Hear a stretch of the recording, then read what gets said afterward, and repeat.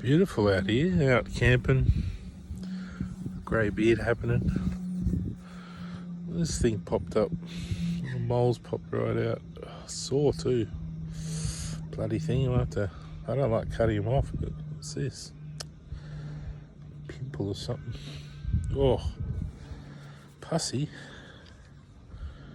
Oh, too much chocolate. Let's get him on the nose. Yeah, out camping. Look at this, beautiful, isn't it? Look around. A few caravans back there. The beach is just that way up the hill, over the sand. Down at Reeves Beach, it's just down past Sale, south of Sale, near Lakes Entrance. It's a little beach spot near Woodside and Yarram. Yarram's probably the closest town if you want to do all your washing and shopping and stuff. Woodside's got like a basically a school, a pub, and a church, and I think there's a church and a petrol station. So yeah, no, it's beautiful out here. I think if I bought a house, whether it was on the beach or it'd have to have some water, like a lake or a river or even a big dam or something, or a bit of ocean or an inlet, and it'd have to have a campground on it. My house, it'd have to have some kind of area like this where I can invite friends, or I'll just set up a caravan or an annex and just camp down here, like away from the house, so I can't see the house. Then why do you need to travel? You can just camp in your backyard. I'd love to have the money to do that.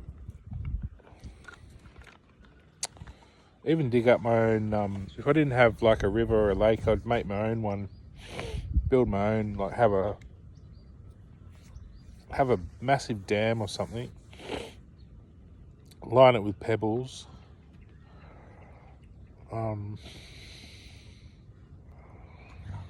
They'd have to plan out the dam so it's not too muddy, so it's nice and clear water, more like a lagoon.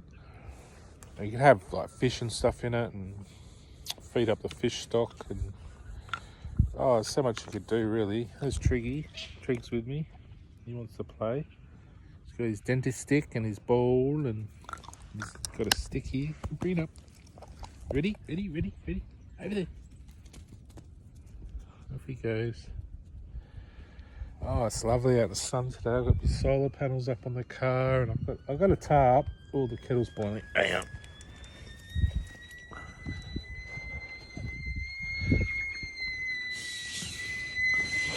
I've got my little kettle here. You see it?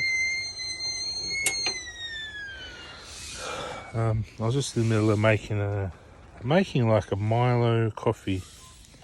So yeah, there it is. Milo coffee. Chuck a bit of, it's a bit hot. Ow. A bit hot.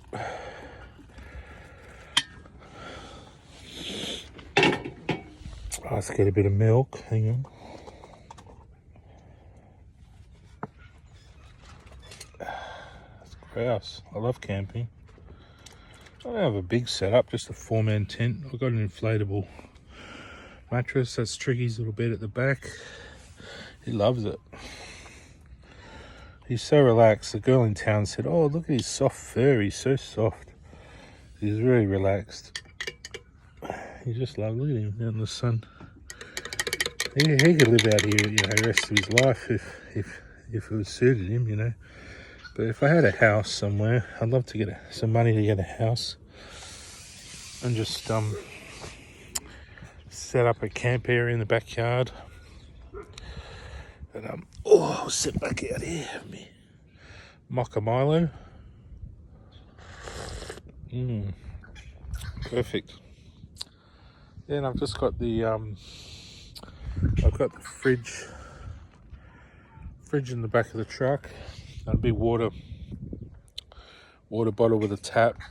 It was leaking at first. I think you got to really tighten those taps on at the bottom, but better right now. I just need to break away. I've given up school for now till next year. I just it wasn't so much I couldn't do it. I just wasn't enjoying it. I wasn't happy. I got to be happy doing something. There's something bothering me. Someone hacking my phone, and until I sort that out, I'm not going back until I can get my phone and internet and everything sorted out. I want to also, it's not being hacked and there's no one bothering me on it. So until that happens, I can't study at home with like noise and people constantly hacking all my phone and messages and my apps and things while I'm trying to get work done. I'd spend 5 hours trying to get something working, and then I'd be like out of energy to do any work, and I'm like, I'm getting behind in my schoolwork, and it's going to end up costing me too much money and stuff that I'm not paying back a debt for like 10 subjects I have to repeat because some idiot out there is hacking my phone for no reason. I'm fed up with it. So I come out here, stuff on.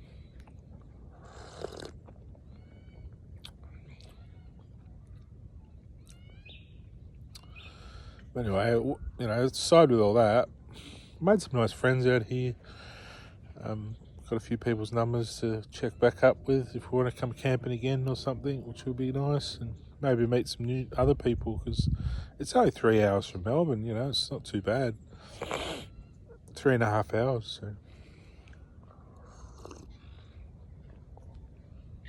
So. Tried fishing, but got on my line in a tangle because I let the line drift out. When I saw it, I thought, nah. I knew not to do it, but I thought I'd give it a go. I had a heavy sinker on there too. It was just stupid. I don't know why. So I cut that off last night. I tried untangling it. It would have taken too long. So I cut that off, and I've probably got enough left on the reel to do a bit of fishing. But I'm only going to cast over the breakers if I can get over. I think the sinker's too heavy. I think I need probably a sinker about twice as light. So if you try and cast a heavy sinker, your rod bows and you don't get the flick. If you have a lighter sinker, it will probably go further out. It depends what bait you got on there. Like I've just got squid. I figure that's good enough to attract the fish. I just put a whole squid on there. They're only little. I put a whole one on. Triggy doesn't like the surf too much. A bit scared. Even I'm a bit scared. I got to go out and I think, oh, nah, I want to go out the waves. That's my personality, though. My split personality. I'm like, I'm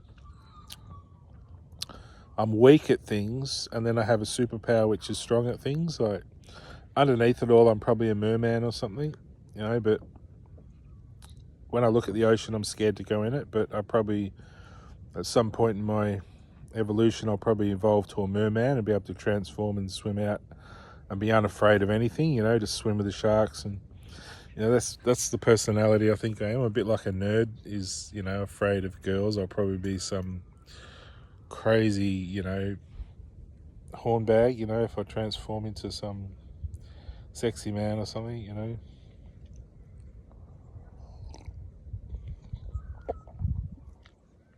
I'm not. Actually, that's probably not a good. I don't like putting girls in the mix. I'm pretty comfortable with women, actually. I like it more to be like afraid of the elements and just like afraid of going to space or something, or afraid of heights, or not afraid, but just uncomfortable. I can go out in the water really, but just deep diving will probably worry me. It doesn't come naturally for me to climb trees. And anyway, I suppose that's where this whole Superman comes from. It's like your alter ego is fearless of anything, strong, powerful, and then you come back to being a human being. You're just flesh and blood and bone, and basically just here to move yourself around to survive. Work to live, to survive, to raise your kids, to have them survive your family name, and maybe they'll return. You'll come back as their children or something. I don't know.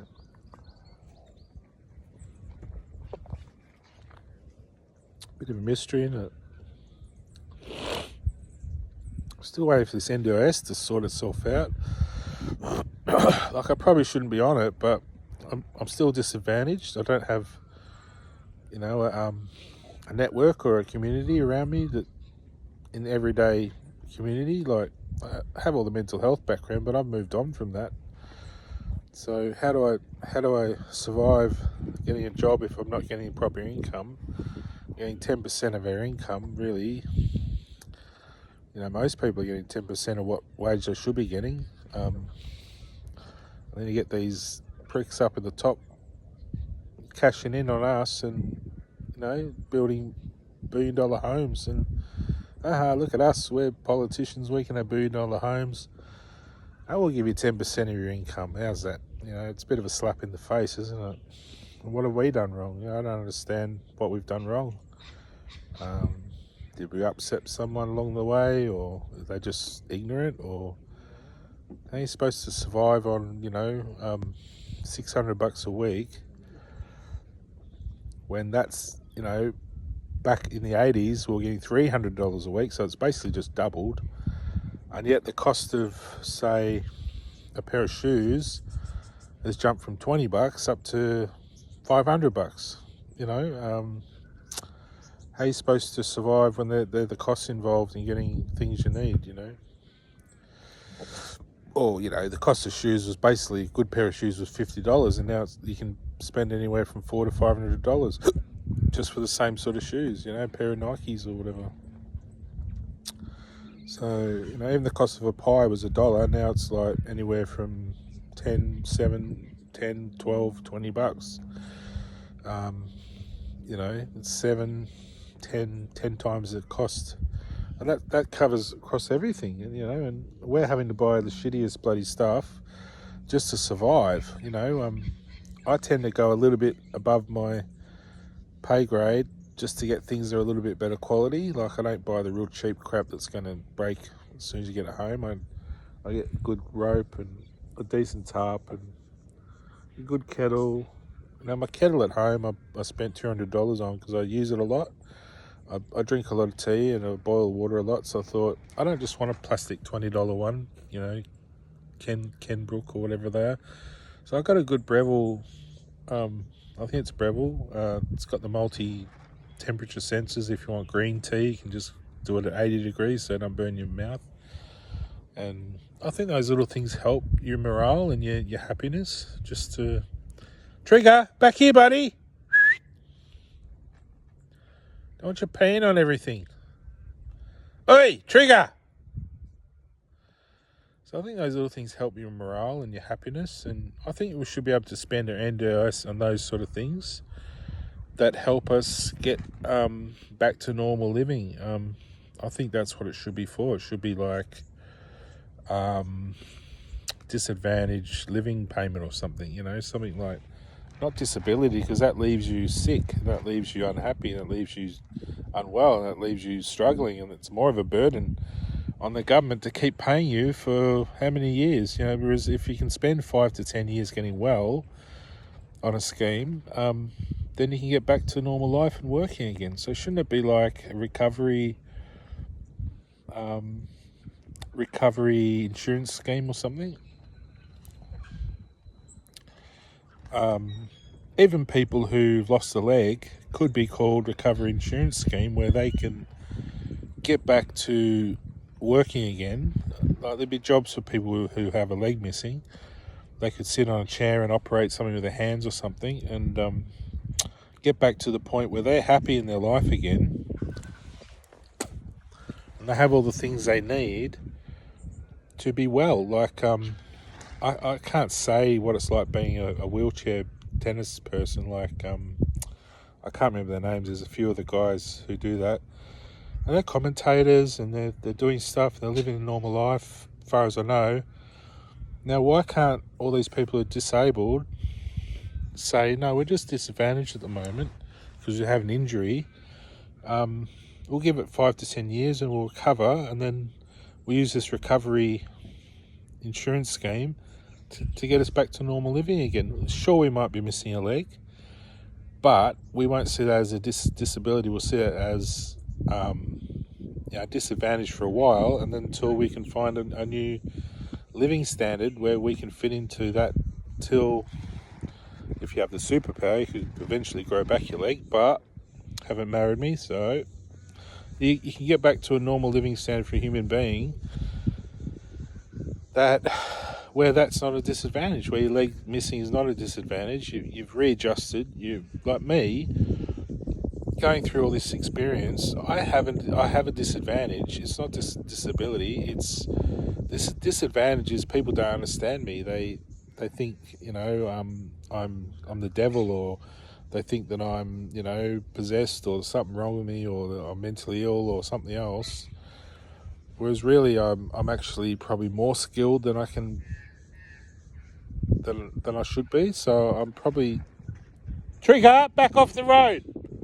Oi! So really, I could be, without anyone knowing, I could be out flying spaceships with my dog and no one would know, would they? And that to people is intimidating. They get upset, they get aggressive, they get worried, they get scared. And when I talk about stuff like that, they're like, oh, you're crazy. It's not really a disability. That might be a super advantage in my world, but in a way, because no one else is living that, it's an advantage as well, because I haven't adjusted back into that community that understands me, where I can share that with anyone. And so a disability national recovery insurance scheme would be where I can spend that money, where I can get to a point where I don't need it anymore. I can get back to the world I know, which I might be living already, but I don't sort of know. I'm sort of unconscious to it. So I've sort of kept up with my life, but other people haven't. So, and it might be the same for other people, might be going through the same thing, where they're living a great life and everyone thinks they're sad and sick and unhappy, and there might be the friends around them thinking this all the time, putting him down, stigmatising him, but they're just getting on with their day. They might think, oh, poor guy's missing an arm, oh no, it's the end of his life, and oh, we can't talk to him because he's missing an arm. But really he's out there having a bloody ball on his own. You might be thinking, oh, what can I, because he has to deal with it every day, or she, and so she's found new ways around it, but no one knows. They don't know, because they don't have the income to get to the point where they can fit into that community again and show their skills and show their worth. And it's sad that they have to put us down into this disability category. We have to be disability proud, Oh, I'm disabled and I'm proud to be disabled. No, it should be proud to be recovered and back to normal life and back well again, and back healthy and back participating and inputting something to society, instead of just draining society of all this money. You can get back to the point where you're actually earning money again in a decent job. And really, we should have our income from the government, our social security anyway, without all this insurance scheme. But this is what they want. They want us to label us and put everything in categories and make their jobs harder than it needs to be, so they can look big and tough. And all they really have to do is give us our money every week. That's all they have to do, and we can do the rest. But oh no, we're the heroes. We're in front of the cameras, and we're doing this for the government. We're the size. Oh, look what we're doing here. We're tunneling through your city and stealing your kids from schools and every other bloody thing. Who knows where these tunnels are going, what they're using them for? But funny that they go under all these private schools. I find that a bit weird. Anyway, I've just noticed driving along there how many private big schools it goes under these tunnels. I just wonder what they do with them. But that aside, that was a separate issue. Why don't they just give us our full 100% income, instead of 10%, and make us go on all these other schemes? That doesn't make any sense to me. Because they could cut back all the subsidising medicines, everything, just make us pay full price for petrol and everything, and get rid of GST. You don't need that. And any surplus money people don't need, just have a send back scheme where people just send back the surplus they're not using So everyone just has the money they need to live on. If they need money, they can just apply for like a grant or something from the government to buy a home or extend something or do this or do that. Use the money wisely. Don't just put people in the poor basket and people in the rich basket and expect us all to get along, you know? And I just think we had it good for so many years, you know, all through history, and then all of a sudden the 80s they just decide, no, we want rich and poor, and that's a great divide. But we're sitting at cafes next to each other, resenting each other because that one's got, you know, a gold watch and this one's wearing tatty shoes, and it's like, if you both had gold watches, you'd be best mates. And these sort of things are what causes wars. These sort of things are what causes, you know, hate crimes and all this other shit. So it's so easily solved. I don't see what the big fuss is. Just pay the full incomes, full social security, get people their basic living standard, and they can afford to work to get their luxurious lifestyles. And not everyone wants that. A lot of people will be happy with a basic living just to go and learn how to raise goats or something, you know, and learn how to propagate plants and learn how to reforest the earth and learn even how to build, recontinent all the shelves and put all the continents back and give us more land mass. And then we'll be the richest planet in the universe if we can do that, because no planet's ever done it. So that's my plan, to recontinent the earth back to one continent, an enormous continent, and as soon as I'm recognised my superpower, I'll get out there and do it. You know, I'll do the whole thing myself if I have to. But I'd love to have a family that can help do all that and then put all the other planets back in alignment, fix up Andromeda, and we're back to perfection again. So then all these other little problems are all washed away. We don't have to worry about them, you know. We can get rid of money eventually. You don't need money then. You're doing everything for love, you know. But all these problems in the galaxy and that, might sound airy-fairy, but it causes conflict, and we have to use money to barter and trade, because we can't do things out of love, because the love's... Oh, doggy's going over. Because the love's been hurt, you know, the world's suffering, it's spinning wrong, you know. People aren't meeting right, the stars aren't aligning properly, you know. Somewhere along the line, someone's realised, you know, the stars align, people fall in love, and I don't like that. I want more than that. I want to be greedy. I'm going to blow up Pluto over in Andromeda, and I'm going to mess things up and then see what happens. You know, someone's thought that somewhere. Anyway, that's the end of my little rant. I'm going to enjoy the sunshine, do some fishing, and Hare Krishna. That's another day, another time. Hare Krishna is born blue. He's a blue little baby adored by the world, and anyone who says they're Hare Krishna in this lifetime is a reject, I think. He's born a blue little, perfect little Superman at birth. Anyway, it's just an idealized version of God, isn't it? But who knows? Maybe one day we'll see a little blue Krishna running around.